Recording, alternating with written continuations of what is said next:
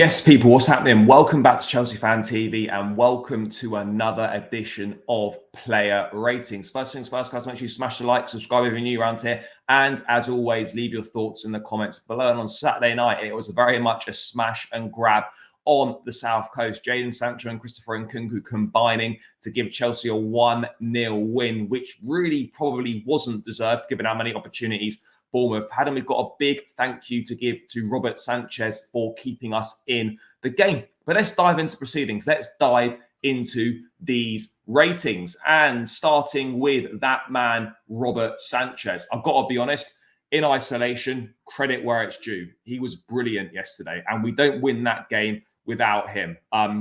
Yes, there are a couple of poor kicks, which is to be expected from him. But he made a brilliant save to keep out Justin Kluivert. He made a great save to tip a second-half strike onto the post. And then most importantly of all, he turned up with a superb penalty save from Evanderson in that first half as well. Even though he brought him down, it wasn't fully his fault. He got sold up the river by Fofana. But this was one of Sanchez's best performances in a Chelsea shirt. Certainly his best performance in a long time. And he deserves all the plaudits that are going to come his way for this performance. And there's still a long way to go. There's still a lot of convincing that he needs to do to prove that he should be Chelsea's long-term #1 goalkeeper. But in isolation, this performance deserves credit.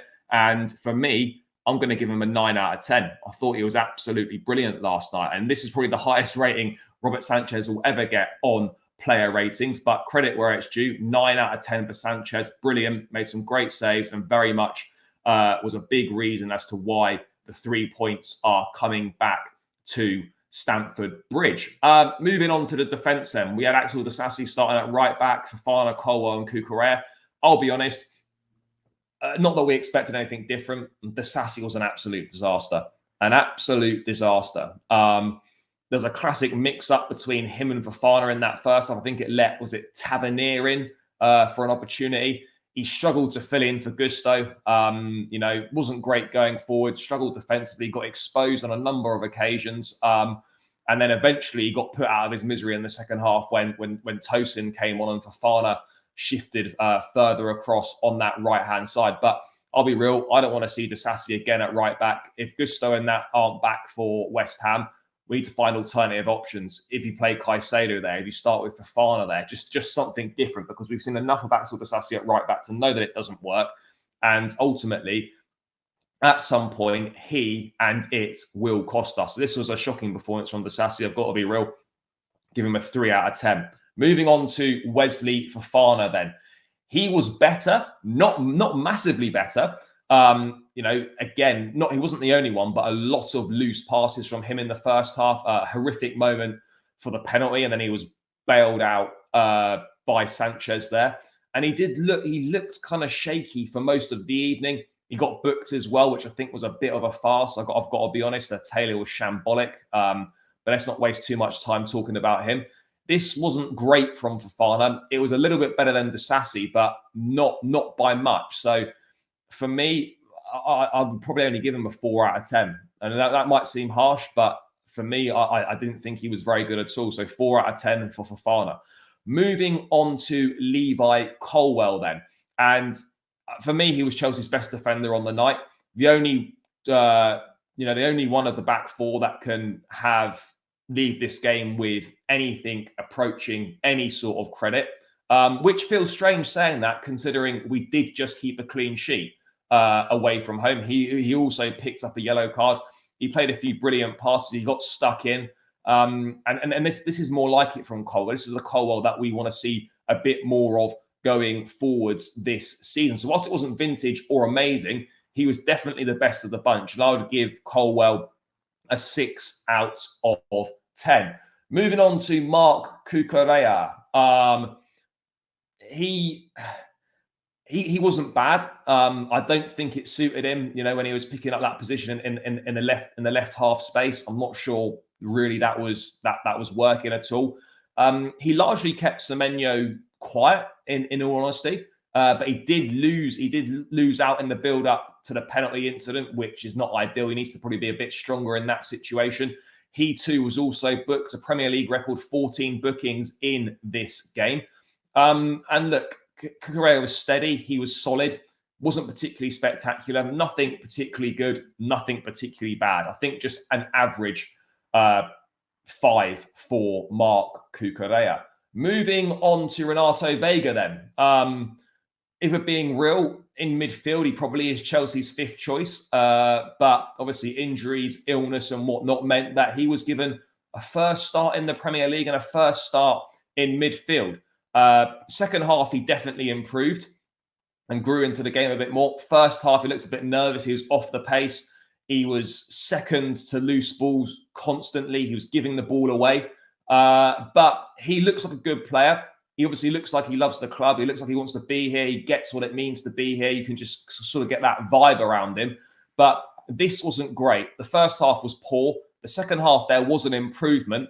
I'd probably give Vega a 4.5 out of 10 for his performance. Caicedo, again, he felt like he was very much in there on his own in midfield. Like a number of players in that first half, he was constantly giving the ball away as well. He was weak in the air in the run-up to that penalty incident. But, he did some good covering. He was alert to a number of situations, and he's going to benefit more from having the likes of Enzo, from having the likes of Romeo Lavia back in alongside him. This wasn't awful from Caicedo, but it wasn't great either. I'd probably just say it was average from him, in my view. I would give him a 5 out of 10. Moving on to the front line then. Obviously, we had Madueke, Palmer and Neto sort of starting behind Jackson. Madueke's been in good form this season. And to be fair, in the first half, I know it's not saying much, but he probably was Chelsea's brightest attacking outlet in that situation. There was perhaps a chance when Cucurella cut it back for him and he completely missed the ball. Maybe that would have been a scoring opportunity, but he tried to make things happen. He tried to do things when he got on the ball. It just didn't really happen for him or any of the attackers that started the game for the Blues. So I thought it was slightly better than average, but not an awful lot. I'd probably give Madueke a 5.5 out of 10. Moving on to Cole Palmer, the star man. This wasn't great from Palmer. He looked frustrated in that first half. He was on the receiving end of a couple of heavy fouls as, the Bournemouth defenders attempted to sort of mark him out of the game. And he struggled to have an impact on the game. He struggled to influence it. And this was one of his quieter games. And obviously, second half, he was shunted out to the right-hand side. And we didn't really see an awful lot from him. I think, to be perfectly honest, this was just average from Palmer. Didn't impact the game, didn't get involved. It was a difficult evening for him. So I'd give Palmer a 5 out of 10, if we're being real. 5 out of 10 for Cole Palmer. Moving on to Pedro Neto then.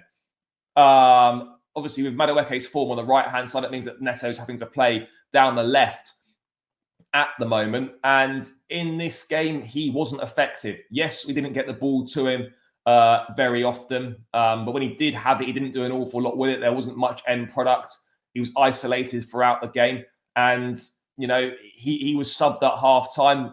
I don't think that reflects badly on his performance. I think any of the attackers potentially could have been subbed off for him. And look, it's going to take him a bit of time to settle into his Chelsea career and get used to what's being asked of him. But we're going to need to see better from Neto than this. But it's still early days in his Chelsea career. But that first half performance, I felt, was probably around a 4 out of 10 in my view. Moving on to Nicholas Jackson then. Obviously, in the week he signed that contract extension. He had 2 goals in 3 Premier League games to start the season. But I've got to be honest, he might develop this, but he doesn't seem ruthless enough at the moment to be a long-term number 9. He had a good chance in the first half. He put it too close to Travers in the Bournemouth goal. And then he had a good opportunity in that second half, but obviously he put his shot over the bar. There were some nice bits of link-up play, a few nice bits in the build-up, but overall, we do need to see more from Jackson, and we do need to see better from him. And this, for me, was... I think it was slightly below average, if I'm being honest. I think he was around the 4.5 out of 10 in my view. And let's move on to the subs then. Jadon Sancho, Chelsea debut, much anticipated. Brilliant performance. Named man of the match, made an immediate impact. He combined well with Cucurella and obviously then set up Jackson's chance as well. He set up the winner for Nkunku. It was a really encouraging debut. He came on, he was direct, he took his man on, he tried to make things happen. And look, I really liked what I saw from him. I hope he's going to be really good for us. But at the same time, I'm going to keep my feet on the ground, enjoy this for what it was. But we saw Mykhailo Mudryk make a brilliant debut as well, and things haven't quite gone to plan there. So, look, Sancho's got ability, he's got quality, but we need to see it on a consistent basis. This was a great start, but I'm not going to get massively carried away with him. But he was brilliant, and I hope we can sort of get that Sancho that was performing at Dortmund, because then we're going to have a top player on our hands. But he was a breath of fresh air, changed the game, injected some much needed energy into it. I'd give him an 8 out of 10 for his performance. And then obviously Tosin, Felix and Nkunku didn't really play an awful lot. I mean, Tosin steadied the ship. He was much less erratic than the Sassy. Felix, he was okay, looked reasonably sharp, but I just think he's another one of them players for me. I need to be convinced. I think the idea of him is far better than the reality. And obviously Nkunku played 10 minutes at the end, and he did what Jackson couldn't do. And he took the one chance that fell his way. So fair play to him on that one. But yeah, guys, those are my player ratings for Bournemouth 0, Chelsea 1. Let me know your thoughts in the comments if you agree or disagree with any of my ratings. And guys, smash the like, subscribe, and I'll catch you again in another one soon. Up the Chelsea, and peace.